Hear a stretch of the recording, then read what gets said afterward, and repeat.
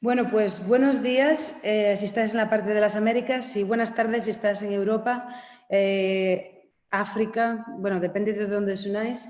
Soy Belén Gallego, soy CEO de Ata Insights. Hemos organizado este webinar junto con todos nosotros del programa Relearn para daros un poco un entendimiento sobre qué está pasando en la energía renovables, para darnos una oportunidad de aprender sobre todos estos temas que son tan importantes para nuestra industria. Y lo que nosotros esperamos es que con un poco de suerte pues el conocimiento en esta industria pues fluya más y crezcamos más rápido. Hoy con nosotros tenemos dos expertos sobre las oportunidades de energía solar en Centroamérica y el Caribe, que últimamente han estado tanto en un poco los titulares. Entonces, me gustaría que se presentaran ellos y os hablo un poquito de ellos y de su empresa y después os cuento un poco cómo va a ir este webinar. Fernando, por favor, ¿te presentas a nuestra audiencia? Perfecto, gracias Belén por la invitación y por la breve introducción. De manera breve, soy Fernando Zúñiga, director de MPC Capital para Centroamérica y el Caribe. MPC Capital es un fondo y un gestor de inversiones en varios sectores, inmobiliario, marítimo y de infraestructura. Y en infraestructura tenemos un foco exclusivo en la región Centroamérica y Caribe en proyectos de energía renovable. Hoy los estoy saludando desde Miami y normalmente estoy basado en Ciudad de Panamá. Muchas gracias, Fernando. Estás en una conferencia, de hecho, por lo que me has Correcto. dicho antes. Y ahora me gustaría también presentaros a Carlos, que es otro de nuestros panelistas hoy. Cuéntanos sobre ti, Carlos, y sobre tu empresa. Sí, buenos días, buenas tardes. Muchas gracias por la invitación. La verdad que me siento muy satisfecho por estar acá. Yo soy el director de desarrollo de negocios de Soventix. Soventix es una empresa de desarrollo de proyectos fotovoltaicos en República Dominicana, también con presencia en el Caribe y prontamente en América. Actualmente estamos desarrollando proyectos a nivel de utility scale y también estamos haciendo algo de rooftop. Y nada, aquí queriendo compartir un poquito la experiencia que hemos tenido en República Dominicana. Muy bien, pues muchas gracias a los dos. Ok, entonces, os cuento un poco a todos ahí por encima. Entonces, en este webinar, muy parecido con otros que hacemos, va a hablar Fernando, nos va a dar su presentación, a continuación va a hablar Carlos y después tomaremos preguntas directamente del público. Por favor, utilizad la caja que pone preguntas y respuestas PIA o Q&A en algunas de las que, si tenéis la interfaz en inglés, mandadlas a través de ahí y utilizad de todas maneras el chat para presentaros. Entonces voy a quitar esta pantalla, Fernando, para que puedas ir preparando la tuya, porque estoy deseando, si quieres ahora quitarte el mute y preparar la pantalla.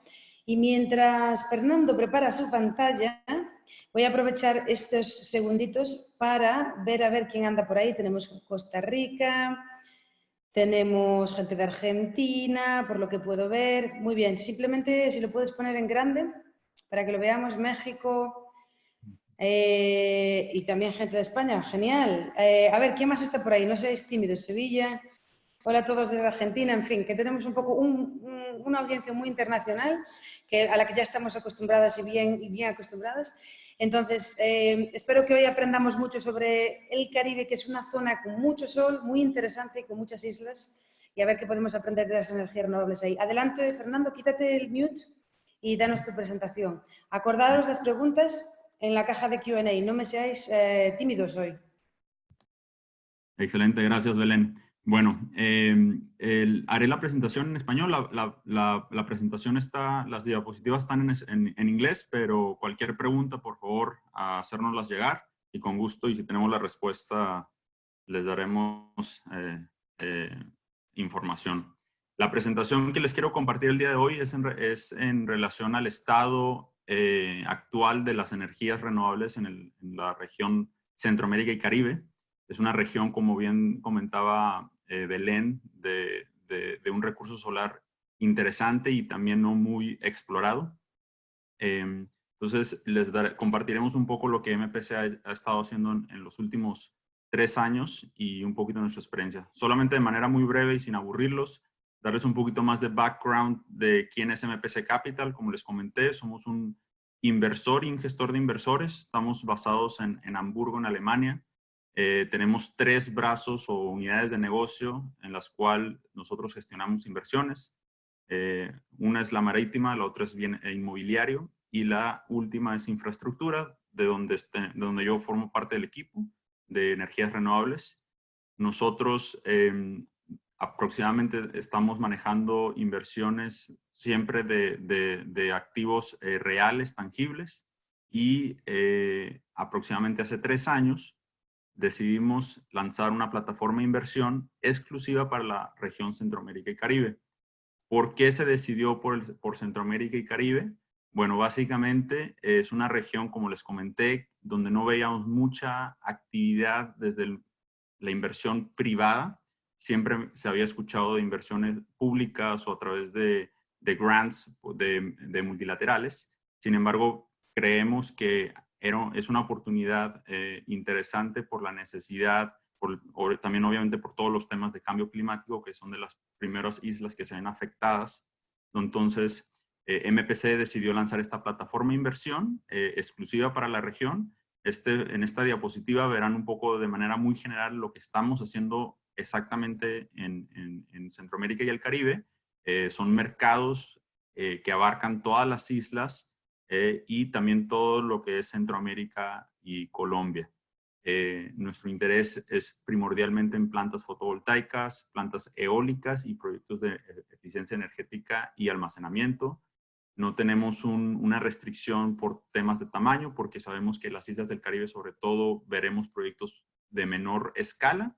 Sin embargo, también tenemos y estamos haciendo actividades en proyectos ya en utility scale. Normalmente nuestro modelo de negocio se basa en contratos de PPA de largo plazo y donde buscamos normalmente un apalancamiento con un financiamiento. Entonces, de manera muy general, nuestro negocio en la región, yendo un poco hacia atrás, esta zona del Caribe representa aproximadamente una población de 40 millones de habitantes, siendo Cuba y República Dominicana los países con más población. Esta zona y sobre todo los miembros del CARICOM, que son los miembros normalmente de habla inglesa del Caribe y con ciertos países observadores como lo es República Dominicana, son parte del CARICOM, y el CARICOM ha puesto dentro de sus objetivos de energía es la implementación y un roadmap para establecer cierto porcentaje de energía renovable en la región. Entonces, teniendo este soporte político de eficiencias, se ha creado una base bastante sólida que a inversionistas, no solamente para nosotros, sino también a la comunidad financiera, nos da las herramientas para establecer y hacer actividades en implementación de proyectos, desarrollos de energía renovable. Se sabe que hay un objetivo de hasta 48% de energía renovable hasta el 2027. Son objetivos demasiado ambiciosos, pero creemos que el potencial está ahí y creo que hay espacio para no solamente inversores ni comunidad bancaria, sino para consultores, desarrolladores, etc.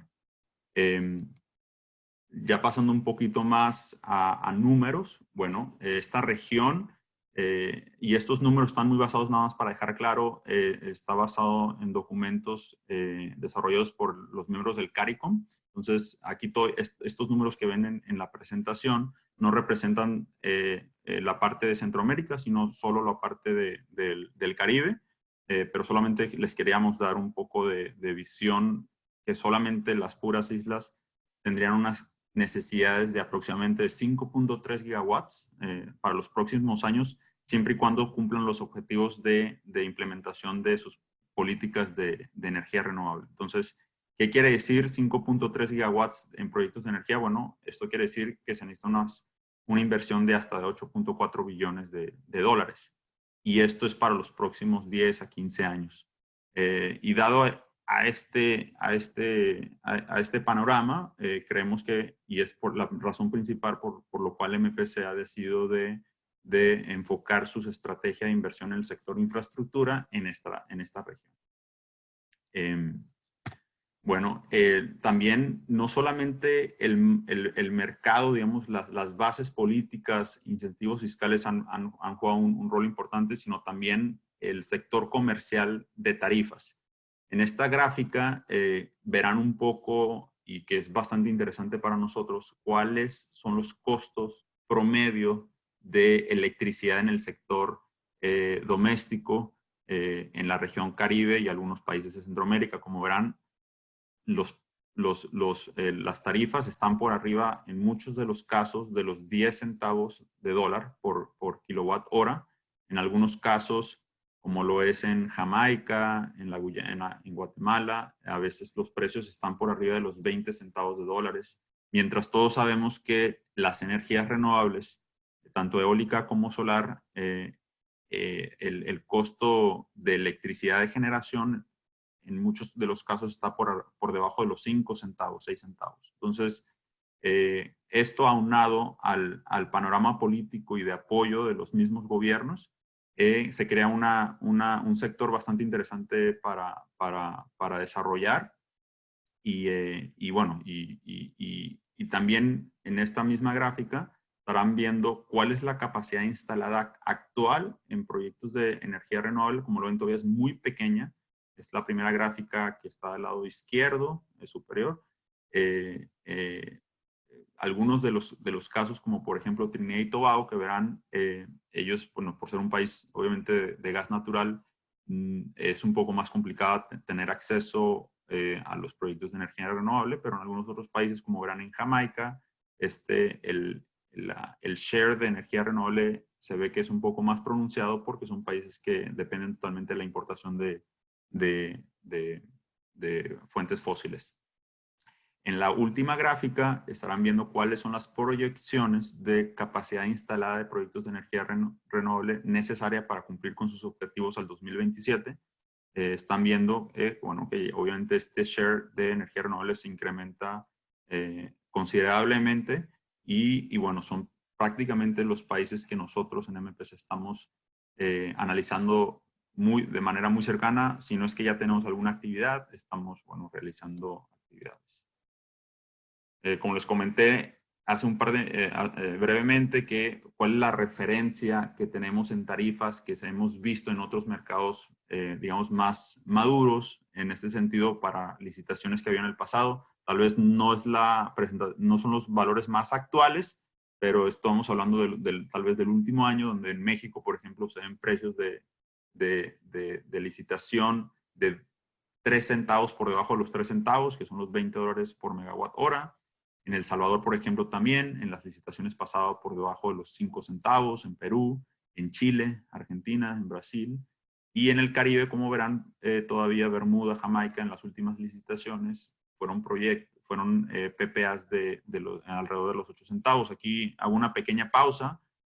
Nosotros actualmente en MPC, dentro de la plataforma de inversión que tenemos 2 activos. Uno, y el primero es un proyecto de 51 megawatt pico solares en Jamaica que fue adjudicado en la licitación del 2016, siendo la planta de generación de toda la isla de Jamaica con el menor costo de generación, con 8.5 centavos de dólar por kilowatt hora, y estando por debajo de las plantas actuales tanto de búnker y de gas. Y en Bermuda, como verán, también los valores de PPA se ven un poco más elevados porque obviamente son islas más pequeñas, donde los precios están por arriba de los 200, 250, 300 dólares por megawatt hora. Entonces, y también por el tamaño de economías de escala, no se puede aplicar los mismos valores de tarifa. Entonces, esta gráfica era solamente para ponerles en contexto cómo es el mercado actual a nivel licitaciones en mercados más maduros y cómo esto podría dar un beneficio directo a la región Caribe-Centroamérica, que está un poco menos explorada, ¿no? También ya con más detalle, entiendo que estas presentaciones las van a compartir, pero en caso que no, les dejo aquí un par de segundos para que vean de manera resumida. Esta información viene de un documento, como les comenté, de los miembros del CARICOM, aquí abajo verán la fuente de información y quisimos resumir y poner de manera muy breve qué tipo de mecanismos actuales existen para los proyectos de energía renovables de manera detallados, si existen también incentivos o no fiscales, si hay PPAs, o si hay un net metering para generación distribuida, o si hay licitaciones.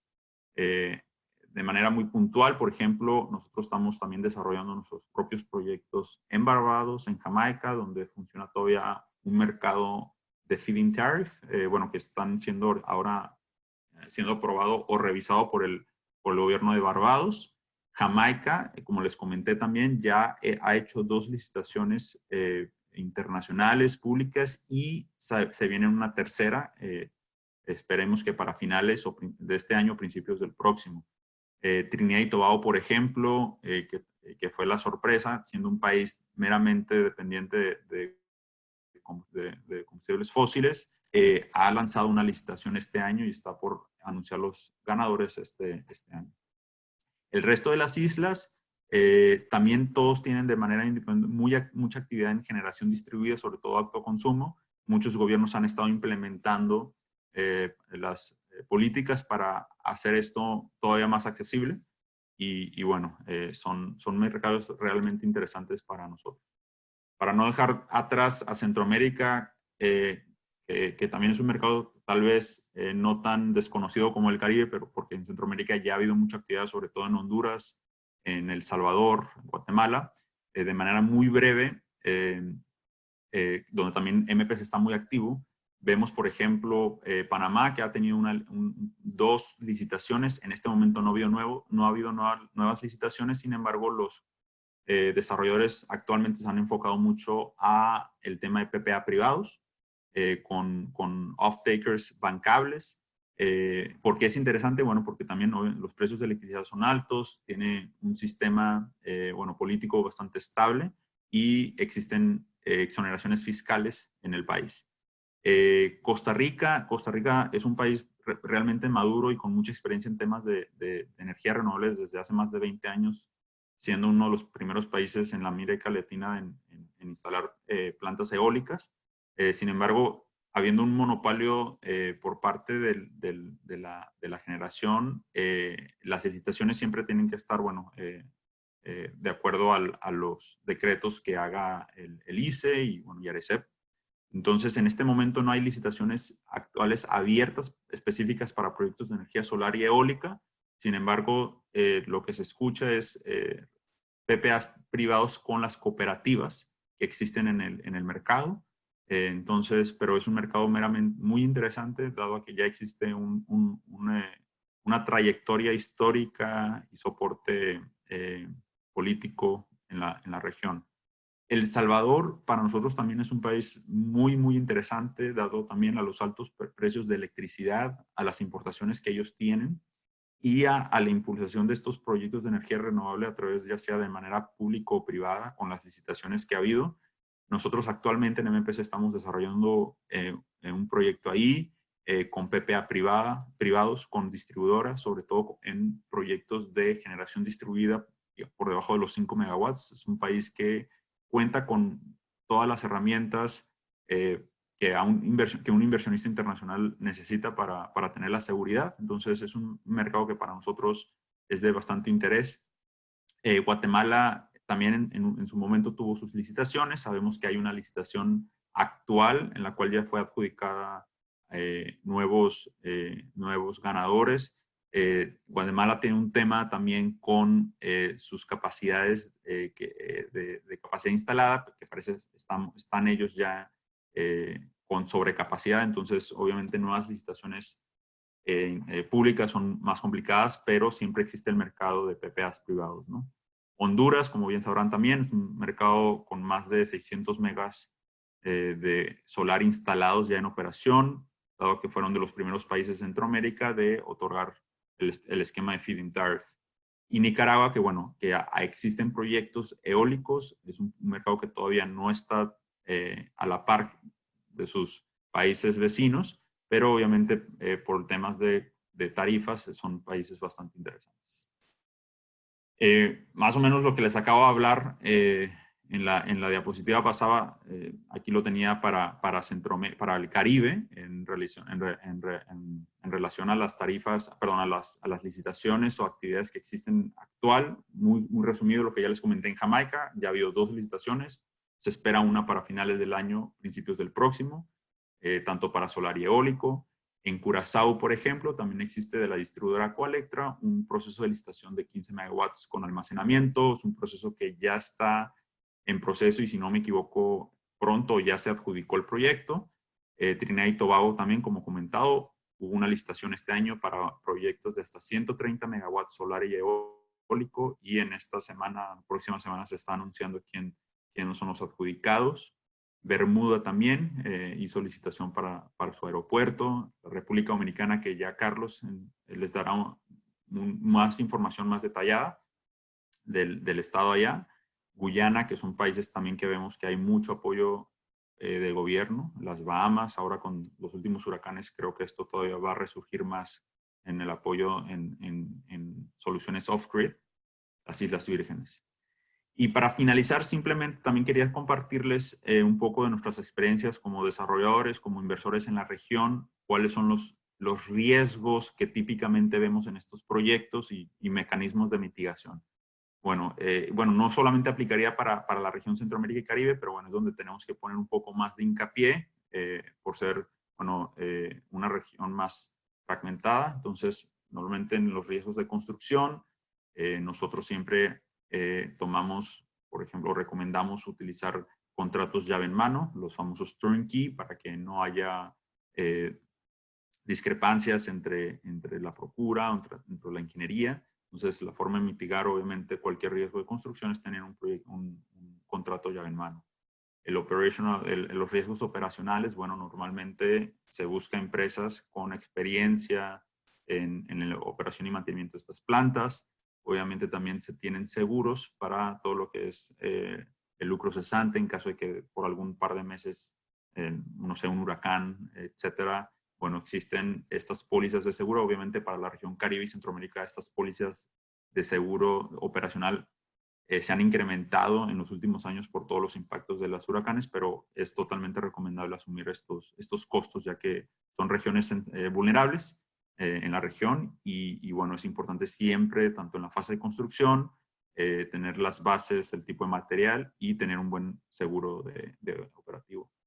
El riesgo de recurso, bueno, normalmente obviamente en la fase de desarrollo nos informamos, se contratan estudios independientes, se hacen procesos de due diligence, compra de datos de recursos solar, idealmente la instalación de estaciones meteorológicas para tener información más aterrizada de lo que se puede esperar en el recurso solar. Riesgo del off-taker, bueno, normalmente se hacen los due diligence, se buscan empresas que sean bancables y que creamos que puedan mantener sus compromisos a largo plazo, 15, 20 años la duración del PPA. Riesgos regulatorios, bueno, estos van más relacionados al país, al esquema que existe de apoyo de proyectos de energía renovable. Entonces tratamos de ir a países donde ya existe un marco regulatorio establecido para que no haya, bueno, ningún tipo de sorpresas. En la parte de financiación, se busca mucho, obviamente, el apoyo de banca local comercial. Lo que hemos visto mucho en países donde no existe experiencia en proyectos de energía, vemos que las multilaterales son los primeros en entrar y en apoyarte en este tipo de financiamientos. El riesgo cambiario, no todos los países, bueno, tienen el hard currency, bueno, dólares o euros. Entonces, en caso de haber moneda local, tratamos de buscar mecanismos de swap o de hedge para tener mínima variación en los ingresos. Lo mismo aplicado para la tasa de interés que los bancos te dan. Buscamos también fijar estas tasas para que no haya esta variación. Riesgos de medio ambiente, bueno, es obviamente recomendable y de carácter mandatorio tener los estudios de impacto ambiental. También nosotros siempre buscamos dar un paso más y hacer los compromisos con las comunidades aledañas a los proyectos, tener este tipo de acercamiento que creemos muy importante siempre estar trabajando de la mano. Y bueno, el tema de contingencia, siempre tener contemplados estos presupuestos de contingencia para cualquier eventualidad que haya en la fase de construcción y de operaciones. Bueno, tener siempre esto contemplado en sus modelos financieros. Y por último, que brevemente hablé, es todo el tema relacionado al efectos del clima, sobre todo esta región que es muy adversa, es muy propicia a recibir huracanes. Siempre tratamos de, sobre la región en donde estemos, donde dentro de la isla, por ejemplo, en Jamaica, en el ejemplo nuestro, la planta está ubicada en una región, el sur oeste de la isla, donde normalmente o históricamente los huracanes no han pasado. Sin embargo, obviamente están expuestos a esto, entonces se hacen, el hincado es un poco más especial o más riguroso, el tipo de material utilizado, para que tengan el soporte de categoría 3, 4, 5. Obviamente esto viene con un precio, pero bueno, vale, sobre todo, y creemos que es importante tenerlo para evitar cualquier problema durante la fase de operación. Bueno, espero que no los haya aburrido mucho, pero está, como Belén saben, hay una sección de preguntas y respuestas.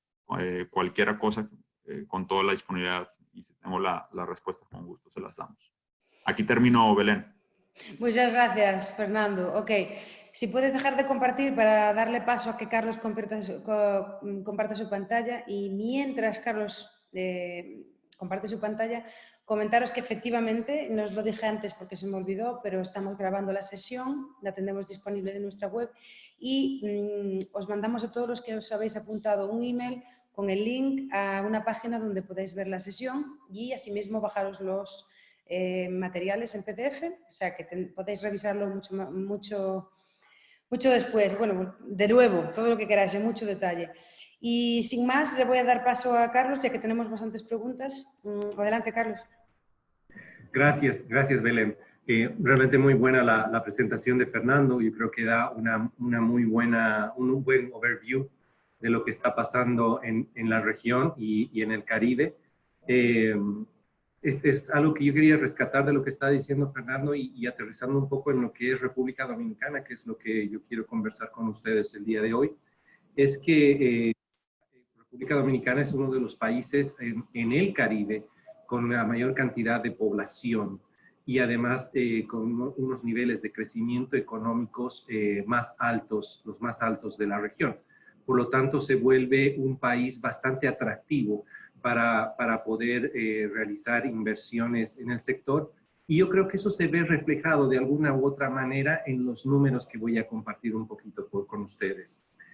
Solo para que tengan una idea, el gobierno dominicano ha establecido que tiene por objetivo llegar a un 25% de que su matriz energética hacia el 2025, 2030, sea suministrada por energías renovables, o sea, más allá del 25%, y se están haciendo todos los esfuerzos para poder llegar ahí. Y obviamente esto viene acompañado de lo que está pasando a niveles mundiales, las tendencias mundiales en los términos de medio ambiente, las metas de medioambientales y los acuerdos que firma el país para poder llegar a cumplir las reducciones de emisiones de gases invernadero, de CO2, ¿no? Y algo muy importante que no se toma muy en cuenta, pero para países como República Dominicana, que es una isla ubicada en el Caribe, la cual más del 95% de sus necesidades energéticas son importadas, pues la implementación de las energías renovables se vuelve una manera de poder blindar su matriz energética, ¿no? La factura petrolera que llaman aquí. Entonces ese también es otro de los objetivos que está persiguiendo el gobierno. Y sin más, pues yo quería contarles un poquito qué ha estado pasando. Nosotros hemos identificado como un par de olas que han existido, un par de olas de inversiones en República Dominicana. La primera...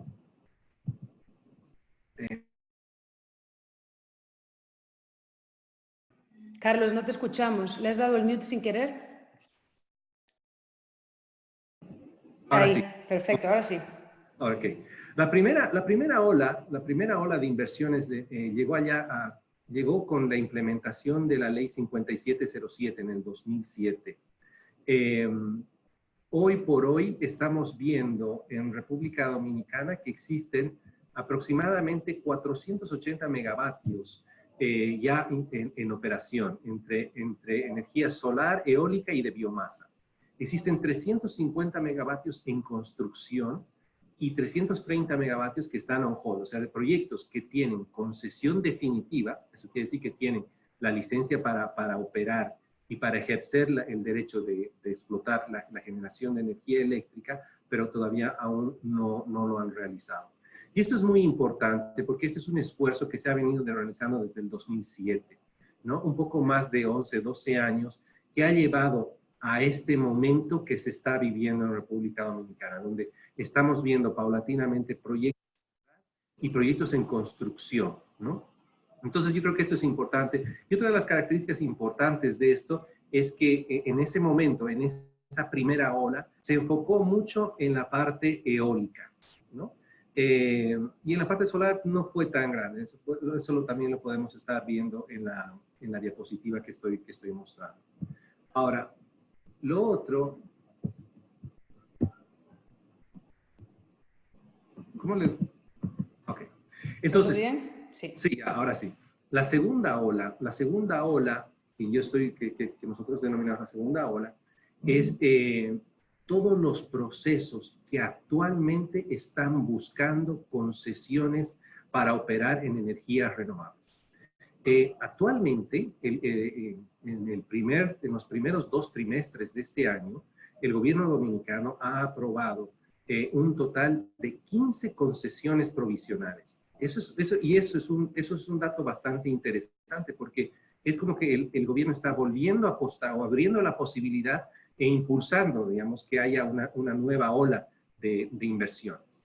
De este total, el 70% es solar. Hay un cambio en la composición, ¿no? Ahora parece que las empresas se empiezan a dar cuenta que más conveniente es el caso solar y ya no tanto el eólico. Eso puede obedecer por muchos factores. Uno puede ser de que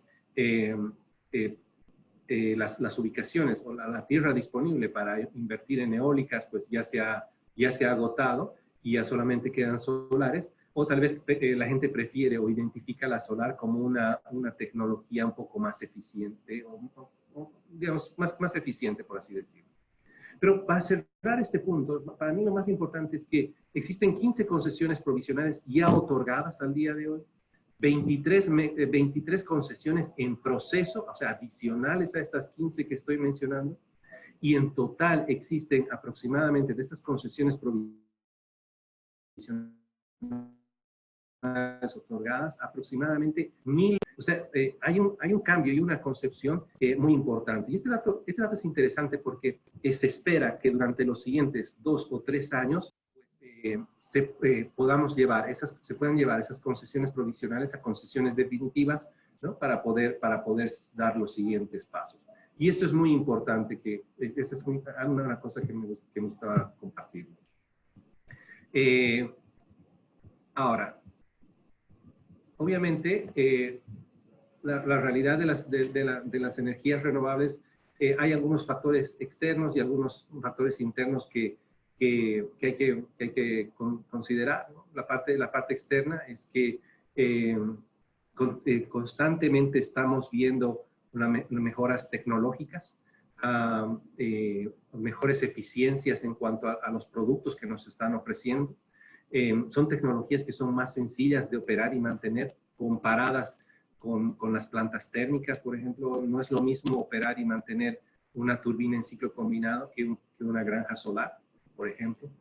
Y obviamente ese tipo de cosas hacen que se reduzcan los costos de producción, los costos de operación, y obviamente eso tiene un impacto muy importante en la factibilidad de los proyectos.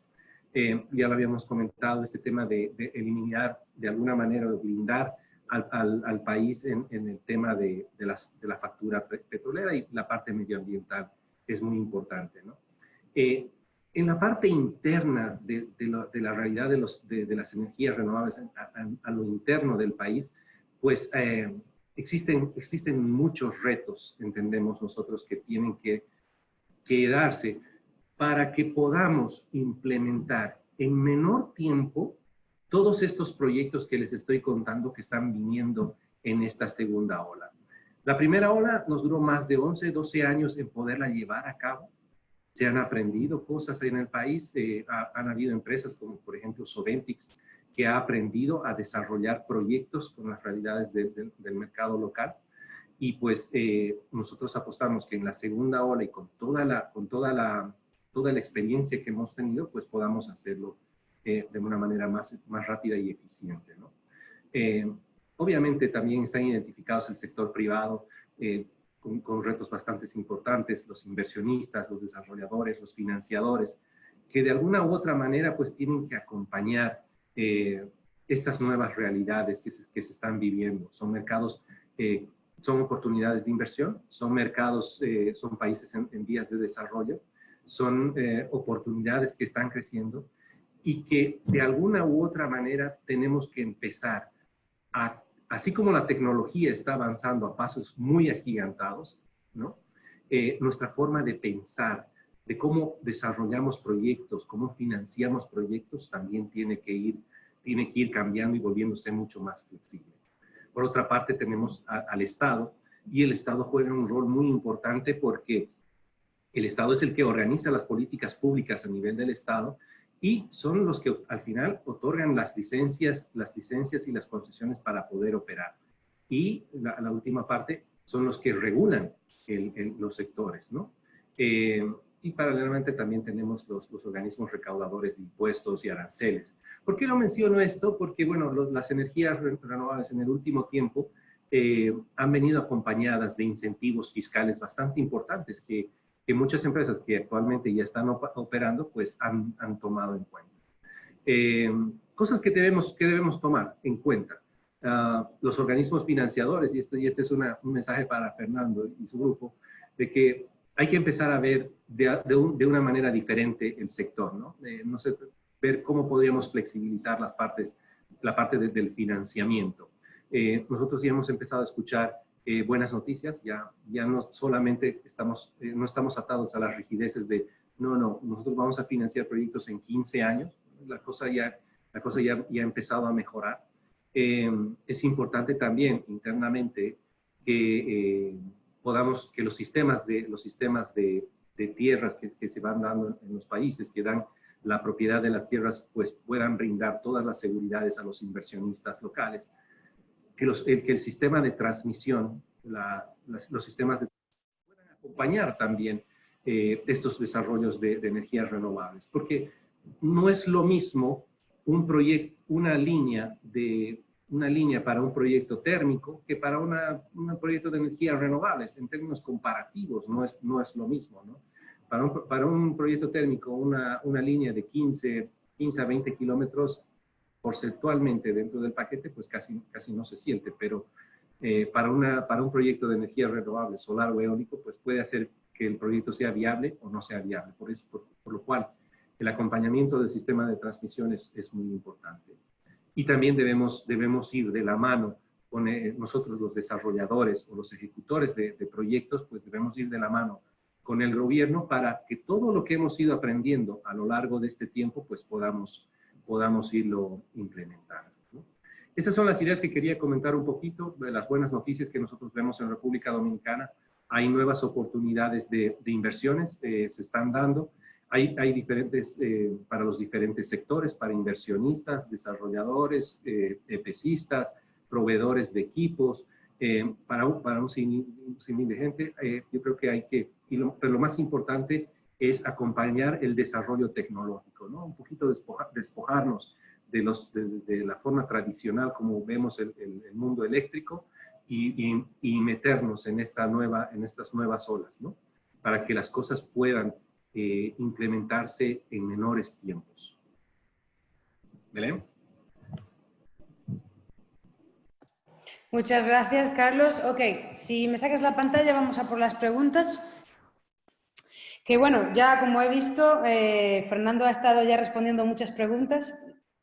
Fantástico. A ver, Fernando, danos en principio, a ver, ¿qué has estado respondiendo? Veo que has hecho muchas, entonces, ¿qué es lo que pregunta la gente así en general, o sea, no hace falta que vayas una por uno. Sí, bueno, ahorita la última también fue una interesante, que normalmente cuáles son los riesgos típicos o más comunes que vemos en la región. Justamente les comentaba que en países donde no existe licitaciones, donde están avaladas por el gobierno o por alguna entidad, digamos, pública, vemos complicado asegurar estos PPAs de largo plazo con empresas privadas, ¿no? Porque lo que siempre esperamos es que esa empresa que vaya a comprar tu electricidad vaya a estar 20 años o 15 años ahí, ¿no? Entonces yo creo que ese siempre ha sido nuestros procesos de due diligence, siempre nos enfocamos ahí, que nos den el confort de que esa empresa vaya a quedarse o ese grupo comprando. Yo creo que es una de las cosas. Me han preguntado mucho en temas de generación, de almacenamiento de energía, que creemos que es un mercado sumamente interesante. En lo personal, yo no soy experto en almacenamiento de energía, pero es lo que hemos visto mucho en el Caribe. Este componente muy solicitado, y porque sabemos que los precios han bajado drásticamente, pero es algo que vemos muy interesante y muy ad hoc a la región Caribe, ¿no? Por todo el tema off-grid que existe.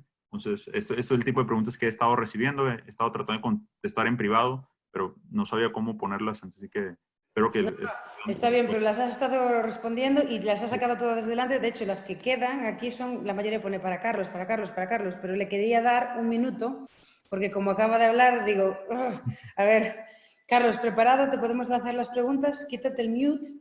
Y después seguro que habrá alguna más por aquí. Hay alguna que a lo mejor que va a los dos. Te han echado un par de pulsitos, Fernando. Dicen que las instituciones financieras tienen que ser un poco más comprensivas. Pero bueno, ya podemos ir a eso después.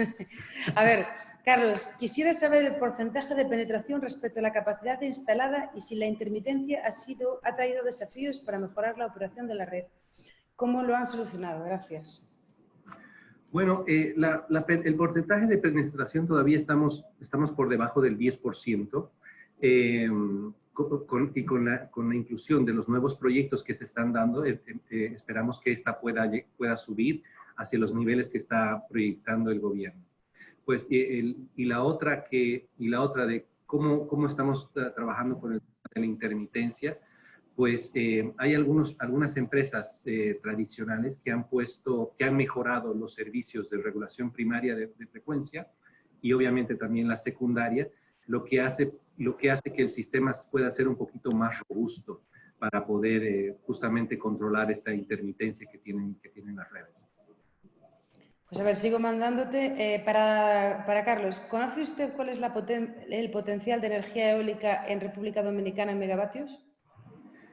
No, esa te la debo. Si quieres, la podemos buscar. La verdad es que ahora Soventix está más enfocada en la parte solar. Carlos, ¿cómo se complementan o compiten las energías renovables en República Dominicana con plantas no renovables de gas natural?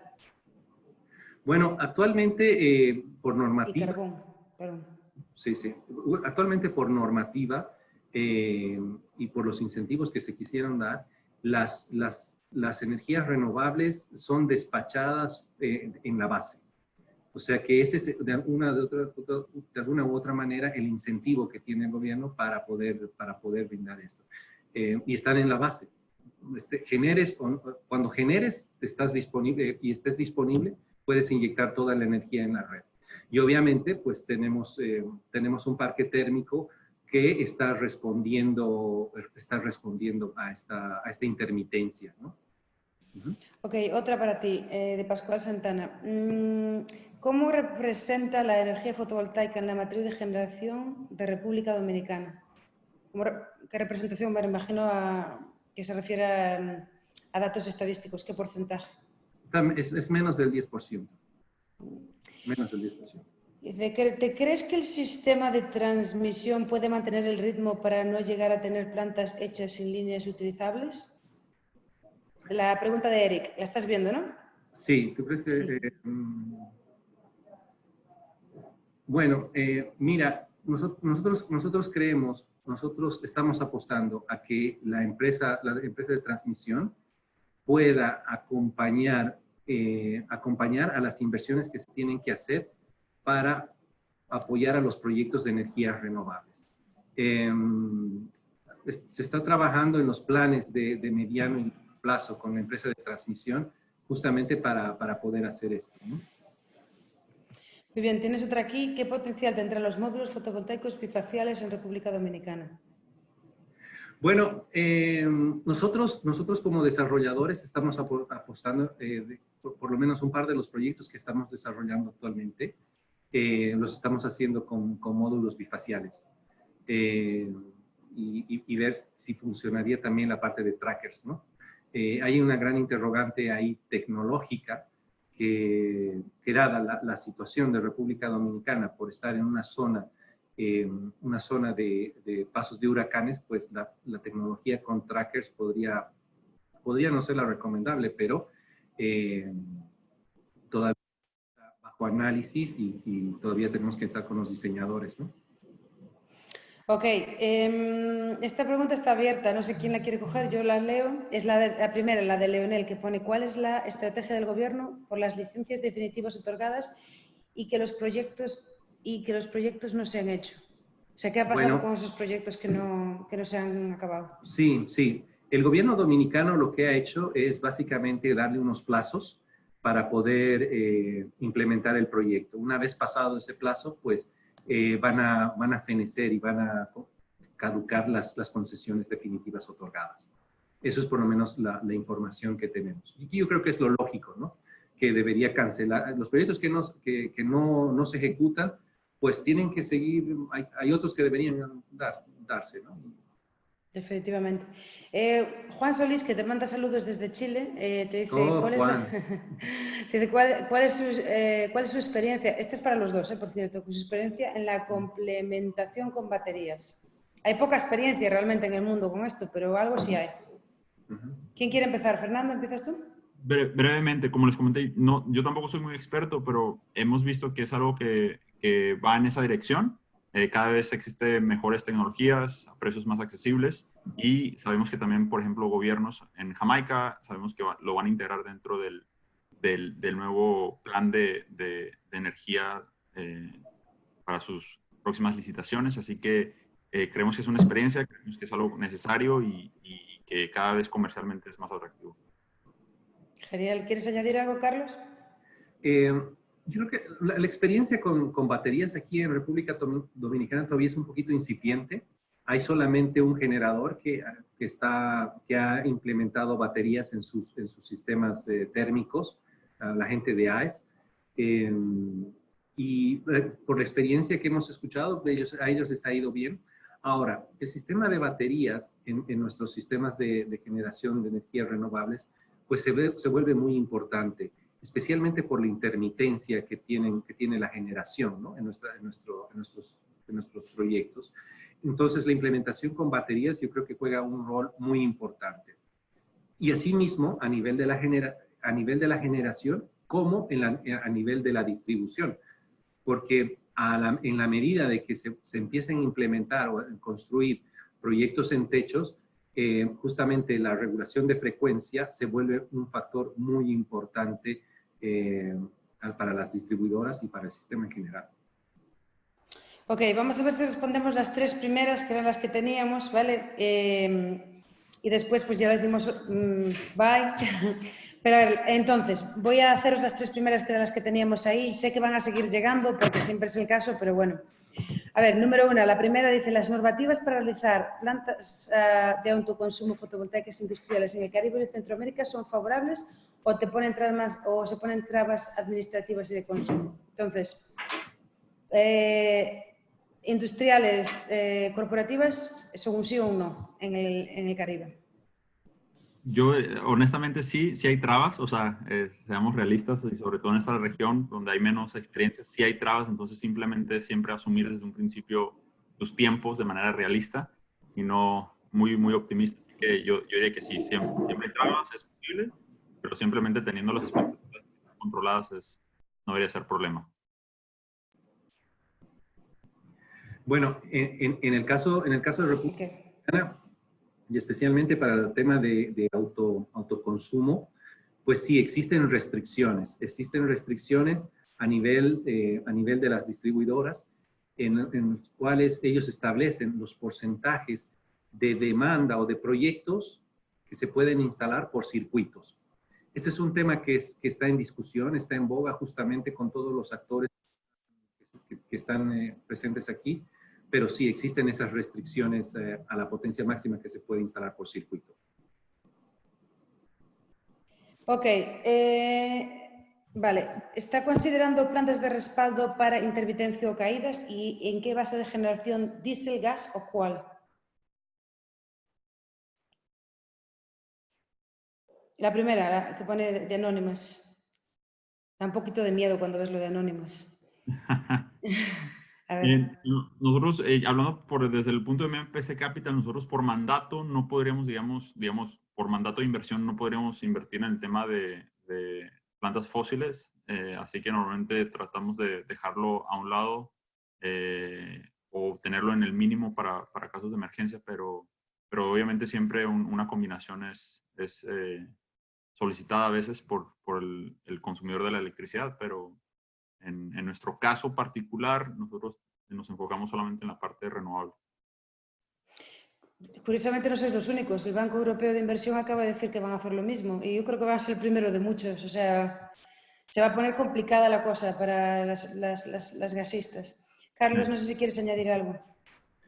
Sí, el tema de las plantas de respaldo que el sistema de generación sea robusto, porque yo creo que hay que verlo desde ese punto de vista, pues sí, se está trabajando actualmente en eso y lo que se tiene en mente y el target es que el combustible que se utilice para estas plantas sea gas natural.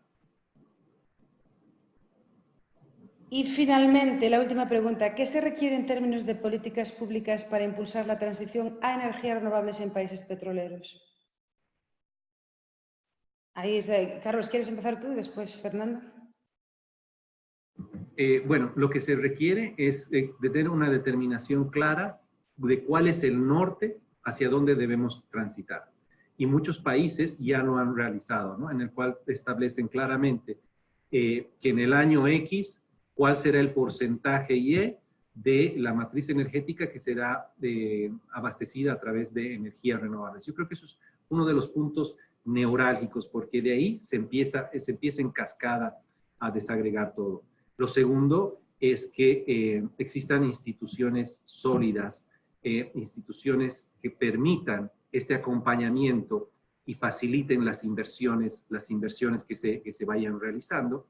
Y como tercer eje, la parte regulatoria, ¿no? Porque una vez que ya tienes fijada el objetivo, te han dado tu concesión, pues cuando estás operando es importante que las reglas de juego sean claras y sean predecibles, ¿no? Que el marco regulatorio se cumpla. Excelente. Fernando. Brevemente también, lo que hemos visto y sobre todo en la región Caribe es el caso de Trinidad y Tobago, que ha sido, en comparación de los otros países del Caribe que han ya hecho proyectos de energía renovable, y siendo un país petrolero, Trinidad, ha tenido la presión sobre todo por los objetivos de CARICOM, de la comunidad en la que ellos pertenecen, y es la forma en la que se ha ido implementando, ¿no? Poniendo estos porcentajes, objetivos a 10, 15 años, entonces es la forma en la que han impulsado, y también sabiendo que todo lo que ellos producen es más que nada, se debería hacer para exportación, y todo el consumo interno a través de sus fuentes y recursos naturales, ¿no? Entonces, siempre va a ser a través de la política y de las marcas que se fijen en las comunidades en las que son miembros, ¿no? Pues muchas gracias. Yo sé que nos mandasteis muchas más preguntas, pero desafortunadamente no tenemos tiempo para más, pero os voy a decir que en total han respondido 22 preguntas, que son un montón, y también se han tomado su tiempo para compartir con nosotros lo que conocen. Así que Fernando, Carlos, muchísimas gracias por todo. Y también muchas gracias a toda la gente en la audiencia. Como os comentamos antes, os mandaremos un email con un link para que os bajéis las presentaciones y podáis ver de nuevo el webinar. Muchas gracias. Y hasta pronto. Y para el que me está preguntando, mi email es belén.gallego@ata.email. Me podéis encontrar en cualquier sitio, en LinkedIn o por ahí, siempre está mi email público. Muchas gracias y hasta la próxima. Gracias. Gracias a todos. Hasta luego. Luego. Adiós. Hasta luego.